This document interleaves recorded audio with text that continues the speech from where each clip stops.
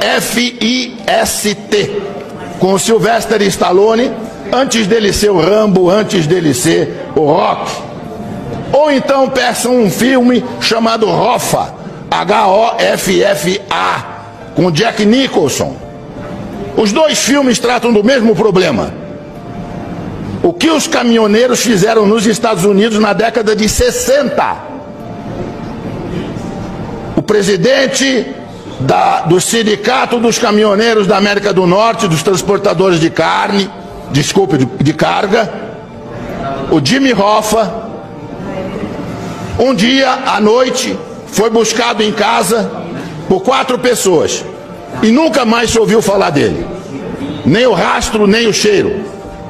Provavelmente está sepultado em um pilar de ponte que estivesse sendo concretado naquele momento ali em Nova York. E lá nos Estados Unidos inteiro dizem que foi o Kennedy quem mandou matá-lo, porque não aguentava mais o que os caminhoneiros estavam fazendo com o governo americano. Assistam o filme, tem 50 anos esse filme. E eu já dizia para os meus alunos então, o dia que os caminhoneiros do Brasil descobrirem isso. E os caminhoneiros do Brasil não tinham organização que os americanos tinham, porque isso foi possível graças ao rádio PX que eles tinham em cada caminhão. Cada caminhão tinha um rádio PX, num determinado momento houve um comando e eles simplesmente pararam os Estados Unidos. Nós não tínhamos rádio PX, mas de repente descobrimos que temos uma coisa que funciona quase tão bem ou melhor, chamado WhatsApp. Os senhores não fazem ideia do que o WhatsApp vai fazer daqui para frente. Se a sociedade brasileira descobrir que se ela se organizar, ela tem o mesmo poder, nós vamos ficar abismados com as coisas que vão acontecer nesse país. Eu estava nos Estados Unidos em 1976, estudando, e eu frequentava um supermercado que ficava pertinho do apartamento onde eu morava. E lá eu comprava café brasileiro, café cacique. Pois um dia eu cheguei no supermercado, havia uma placa na prateleira onde estava o café, cheio de latinha de café cacique, e a placa dizia assim: não compre café brasileiro. E eu fiquei surpreso, eu falei, se o proprietário não quer vender café brasileiro, é só tirar da prateleira. E aí eu fiquei sabendo que era uma entidade de organização civil, de defesa dos trabalhadores da indústria de calçado dos Estados Unidos, de calçado, que tinham colocado aqueles cartazes em todos os supermercados nos Estados Unidos. E aí procurei saber junto ao meu professor na escola o que estava acontecendo, e ele disse: o sapato brasileiro está entrando nos Estados Unidos a um preço muito baixo e está tirando emprego dos trabalhadores americanos. E nós suspeitamos que é o governo brasileiro que está isentando de impostos os calçados. Por isso que eles estão chegando aqui a esse preço aviltante.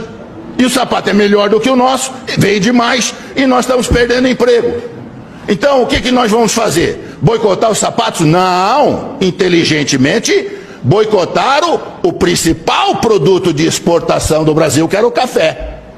E puseram a tabuleta: não compre café brasileiro. Aí perguntei ao professor, mas por que o dono do supermercado deixa colocar no supermercado dele um cartaz desse que prejudica ele? Ele disse: porque se ele não deixar, eles vão boicotar o supermercado inteiro. Eles vão ficar na porta do supermercado com placas avisando que ali tem gente contra os interesses dos trabalhadores americanos. Isso chama-se organização da sociedade civil. A Coca-Cola mudou nos Estados Unidos a fórmula da Coca-Cola, botando um pouco mais de açúcar na fórmula. Surgiu uma coisa que ninguém sabia que existia: a Sociedade Americana dos Bebedores de Coca-Cola sabor tradicional. E boicotaram a Coca-Cola, que foi obrigada a recuar e voltar a fabricar Coca-Cola na fórmula antiga. Isso chama-se organização da sociedade civil. A hora que nós descobrimos isso aqui no Brasil, nós vamos ver o que vai acontecer aqui. Se nós tivéssemos aqui, ao invés de presidencialismo, parlamentarismo, o senhor sabe o que teria acontecido essa semana que passou? Tinha caído o governo. Na Itália, o primeiro-ministro foi escolhido há uma semana, já caiu. O governo cai no momento em que não tem o apoio do povo. A hora que o povo vai para a rua e o povo reivindica, e como os caminhoneiros fizeram sabiamente, sem violar a lei, os caminhoneiros não violaram a lei. Eles têm todo o direito de não transitar. As estradas estavam abertas, eles estavam parando em áreas privadas, não interditaram coisa nenhuma. E mostraram o poder de obrigar o governo a ceder em tudo.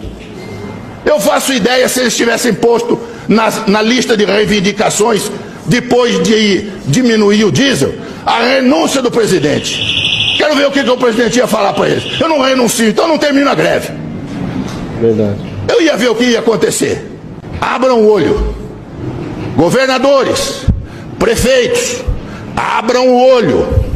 O povo está descobrindo que ele tem poder. E a hora que ele exercer este poder, nós vamos ver muita mudança nesse país. Muito obrigado.